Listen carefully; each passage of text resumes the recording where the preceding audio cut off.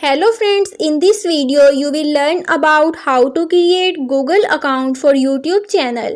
Let's start. First you need to open google.com. Now click on sign in button. After that click on create account. Now click on forward for my business account. Now you have to fill up this form. Enter first name of your channel name, enter second name of your channel name, now enter username or Gmail address. Now enter password, use 8 character or more with mix of letters and symbols. After fill up this form, click on next button. Now select your desired country. Now enter your phone number.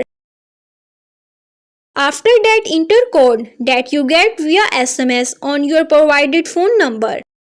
Now enter recovery email address for later. It will help you to recover your account. Now enter your date of birth. After that select your gender. Then click on next. And now you have to click on yes, I am in. After that click on I agree.